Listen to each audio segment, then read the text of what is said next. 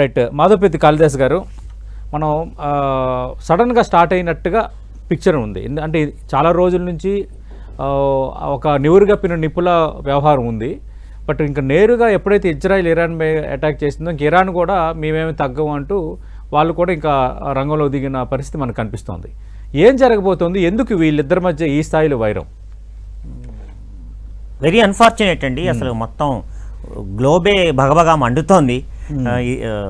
Ukraine and Russia 3 ఏళ్ల నుంచి, తర్వాత ఇజ్రాయిల్ హమాస్ వ్యతిరేకంగా అంటే గాజా మీద దాడి, ఆ తర్వాత లెబనాన్లో ఉన్నటువంటి హిజ్బుల్లా మీద, హౌతీలో ఉన్న యెమెన్లో ఉన్న హౌతీలు. సో 2.5 ఏళ్ల నుంచి నరమేధం జరుగుతోంది. దీనికి అసలు బేసిక్ మూల కారణాన్ని వివరిస్తానండి. ఇజ్రాయిలు లేదా యూదు జాతి ఎవరైతే ఉంటారో, ఆ యూదులు ఎవరైతే ఉంటారో 14-15 ఆ శతాబ్దాలలో సిరియా కేంద్రీకృతంగా ఒట్టమాన్ సామ్రాజ్యం అని ఉండేది.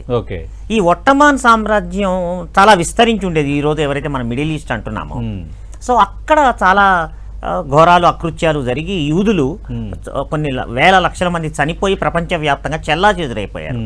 ఆ తర్వాత ఇంకా సెకండ్ వరల్డ్ వార్ దాకా వచ్చేటప్పటికి 300-400 సంవత్సరాల తర్వాత వీళ్ళు ఎక్కడెక్కడైతే అన్ని రకాలుగా చెట్టుకొకటి పుట్టకొకటిగా పారిపోయిన వాళ్ళు, వెళ్ళిపోయిన వాళ్ళు అమెరికన్ అండ్ బ్రిటిష్ ఫోర్సెస్ సహాయం చేశారు. సో అందులోనూ వాళ్ళు క్రిస్టియానిటీ ప్రబలమైన మతం కదా, సో జీసస్ పుట్టిన జెరూసలేం అత్యంత పవిత్రమైనదిగా భావిస్తూ వీళ్ళకి తగిన న్యాయం చేయాలి, వీళ్ళ మాతృభూమిలోకి వీళ్ళని తీసుకురావాలి అని చెప్పి 1948లో ఈ యూరోపియన్ అమెరికన్ రాజ్యాల చొరవ వల్ల ఇజ్రాయెల్ దేశం ఏర్పడ్డది. ఏర్పడంగానే అది ముస్లిం కంట్రీస్కి నచ్చలేదు. సో వాళ్ళు 6-7 Iran, Iraq, Syria, Jordan, Turkey, Egypt వీళ్ళని అటాక్ చేశారు. కానీ దేశం ఏర్పడిన 1 సంవత్సరం లోపలే ఇది ఆల్మోస్ట్ జరిగేటప్పటికి ఇజ్రాయెల్ వాళ్ళు చాలా అద్భుతంగా పోరాడి వాళ్ళ అస్తిత్వాన్ని కాపాడుకున్నారు. అలా అలా రావణ కాష్టం రగులుతూ మొన్నటి వరకు కూడా 6-7 అరబ్ ఇజ్రాయిలీ వార్స్ జరిగాయి. మధ్యలో ఒకసారి యామ్ కిప్పూర్ వార్లో కొంచెం ఇజ్రాయెల్ దెబ్బతిన్నట్టుంది, బట్ మిగతా చోట సాధించింది.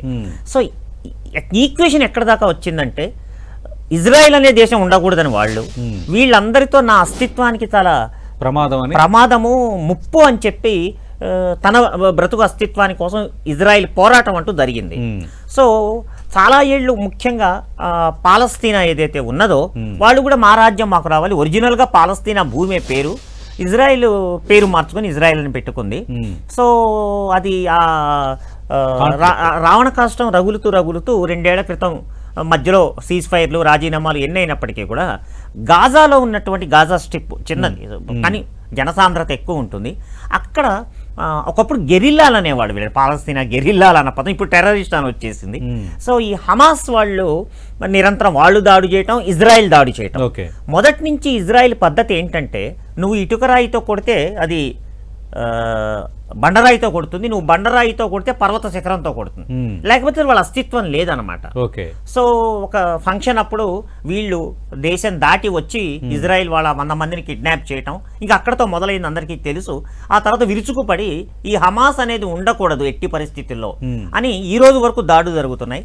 సపోర్ట్ గా లెబనాన్ నుంచి ఉన్న తీవ్రవాద సంస్థలు హిజ్బుల్లా దానికి సాంఘీభావంగా వాళ్ళు అటాక్ చేయటము, తర్వాత యెమెన్లో ఆక్యుపై చేసినటువంటి హూతీ తిరుగుబాటుదారులు. అయితే వీళ్ళందరూ ఇరాన్ ప్రాక్సీలు అని చెప్పి అందరికీ తెలుసు. అంటే ఇరాన్ కి ఇజ్రాయెల్ కి మధ్య భూభాగం ఏమీ లేదు, ఇరాకు, జోర్డాను ఇవన్నీ అడ్డంగా ఉన్నాయి. సో వీళ్ళ ద్వారా ఇరాన్ ప్రాసెస్ చేసి లేకపోతే వాళ్ళకి ఆయుధాలు చేసి రీసెర్చ్ అండ్ డెవలప్మెంట్ చేసి ప్రొడక్షన్ చేసేంత లేదు. హౌతీ దగ్గర ఆశ్చర్యకరంగా ఒక టెర్రరిస్ట్ గ్రూప్ కి మిజైల్స్ తో సహా, ప్రొజెక్టైల్స్ తో సహా ఇన్ని రకాల భారీ ఆయుధాలు ఉండటం అన్నది చాలా ఆశ్చర్యకరం. దాని వెనకాల ఉంటుంది ఇరాన్. అయితే గత 2 నెలల నుంచి అమెరికా కూడా ఒత్తిడి తెస్తోంది, ఎందుకంటే వాళ్ళ ఇంటెలిజెన్స్ వాళ్ళకు ఉంటుంది. వీళ్ళ అణు కార్యక్రమాలు, ఎన్రిచ్మెంట్, యురేనియం ఎన్రిచ్మెంట్, ప్లూటోనియము చాలా తీవ్రగతిలో కొనసాగుతోంది. అది వార్ హెడ్స్ కింద మారి పొరపాటున ఈ టెర్రరిస్ట్ గ్రూప్స్ కి అందితే, పొరపాటు ఏముంది డైరెక్ట్ గా ఇచ్చేస్తే ఇజ్రాయెల్ మీదే మొట్టమొదటి ప్రయోగం జరుగుతుంది. అందుకని అది ఏ స్టేజ్ దాకా వచ్చిందో చూసుకొని ఇంకా ఇరాన్ మీద అటాక్ చేసేసింది ఇజ్రాయెల్. ఈ రోజు కూడా అమెరికా మెడ మీద కత్తి పెట్టినట్టుంది. పెట్టారు, ఎందుకంటే వాళ్ళకి తెలుసు మొదటి టార్గెట్ డెఫినెట్గా ఇజ్రాయిల్, అమెరికా, తర్వాత లిస్ట్లో మనం కూడా ఉన్నాము. సో అందుకని ఆ ప్రాసెసింగ్ జరగకూడదు. దాని తర్వాత పిచ్చోడి చేతిలో రాయిలాగా టెర్రరిస్టుల చేతికో లేకపోతే ఇరాన్ స్వయంగా 99% ఉపయోగించకపోవచ్చు, కానీ వాళ్ళు కూడా వదిలే సమస్య లేదు. ఇందాక నేను చెప్పినట్టు చారిత్రాత్మక కారణాలు చాలా ఉన్నాయి. రైట్ సార్, ఏం చెప్తారు సార్ కాళిదాస్ గారు? ఫైన్ అండి. ఇప్పుడు చాలా స్పష్టంగా ఇరాన్ బ్యాకప్కి రష్యా చాలా సపోర్ట్గా, చైనా చాలా సపోర్టివ్గా ఉంది. సో అదొక కూటమి కాంబినేషను. అండ్ ఇందాక సార్ చెప్పినట్టు ఇజ్రాయిల్కి వెనకాల అమెరికా. అంటే ఒక మాటలో చెప్పాలంటే పాండవులు ఎంత ధర్మాత్ములు పరాక్రమవంతులైనా వెనకాల కృష్ణ పరమాత్మ లేనిది అసలు వాళ్ళు కురుక్షేత్ర యుద్ధం గెలిచేవాళ్ళు కాదు. సో ఈ రోజు ఇజ్రాయిల్ అండ్ అమెరికా ఒకరికొకరికి దేర్ ఊపిరి అనమాట, అన్నదమ్ములు లాంటి వాళ్ళు. సో అక్కడ ఇంత సార్ చెప్పినట్టు ఆ మొత్తం గుంపులో ఒక నమ్మదగిన మిత్రుడు ఉండాలి. వాళ్ళ అస్తిత్వానికి అమెరికా వెన్నుకాస్తుంది, అందులో డౌటే లేదు. యెమెన్ల మీద, వాళ్ళ మీద, హౌతీల మీద విరుచుకుపడింది. సో ఈ రోజున ఇప్పుడు అమెరికా కొంచెం బాధ్యతాయుతంగానే, ట్రంప్ కొంచెం అటు ఇటు తిక్కలు అవన్నీ మనం ఎన్ననుకున్నప్పటికీ కూడా ఆయన 2 నెలల నుంచి మనం ఒక ఒప్పందానికి వద్దాము, we will inspect your nuclear facilities, మీరు వార్ హెడ్స్ కింద మారుస్తున్నారా లేకపోతే పీస్ఫుల్ ప్రాసెసింగ్ అన్న దాని మీద ఒక ఒప్పందానికి వస్తే వాళ్ళకి ముందు వీళ్ళ సేఫ్టీ కూడా వీళ్ళు చూసుకోవాలి కదా. అమెరికన్స్ కూడా వాళ్ళ ఎవరైతే బేసిస్ అవి ఉన్నాయో మిడిల్ ఈస్ట్ మొత్తం మీద, plus at the same time Iran లో మిజైల్ టెక్నాలజీ చాలా బాగుంది. So ballistic missiles up to 2500 kilometres వరకు కూడా ప్రయోగిస్తున్నారు. రేపు ఐఆర్బిఎం స్థితి దాటి ఐసీబిఎం దాకా వెళ్ళిన తర్వాత సో డెఫినెట్లీ ఆ ఫస్ట్ టార్గెట్ ఎవరైతే ఈ తీవ్రవాద జిహాదీ కాంబినేషన్ ఉంటుందో ఇజ్రాయెల్ అండ్ అమెరికా అనే టార్గెట్ కాబట్టి పరిస్థితి అక్కడ దాకా రాకూడదని ఎంత ఒత్తిడి చేసినా ఇరాన్ వినలేదు. బట్ ఇజ్రాయెల్ దాన్ని సొంత స్కెచ్ వేసుకొని ఆ అమెరికా స్టేట్మెంట్ ఇచ్చింది, మా సంబంధం లేదని చెప్పి, నువ్వు చెప్పేది ఏం లేదు, మేం చూసుకుంటాం మా పరిస్థితి అన్నది.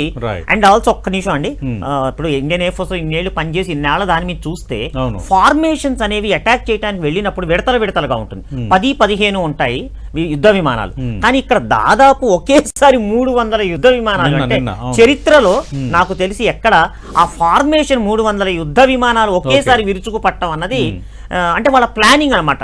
ఎప్పుడైనా ఒకటే ఉంటుందండి ఎనిమీ అటాక్స్ లో, first hit is the best hit.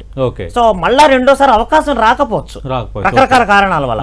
ఆ కొట్టడం మొదటి దెబ్బ కొట్టేసి ఇంకొక ఇన్పుట్ ఎక్కడి నుంచి వచ్చిందంటే మొసాదు ముందుగానే మకాం వేసి వాళ్ళ దగ్గర ఉన్న డ్రోన్స్ కానివ్వండి, ఎలక్ట్రానిక్ జామింగ్స్ తో రేడియో వాళ్ళ networks, radar networks, air defence networks ని నాశనం చేసేసిన తర్వాత ఇంకా ఫ్రీ అనమాట వెళ్ళి యథేచ్ఛగా బాంబింగ్ చేసి రావడం జరిగింది.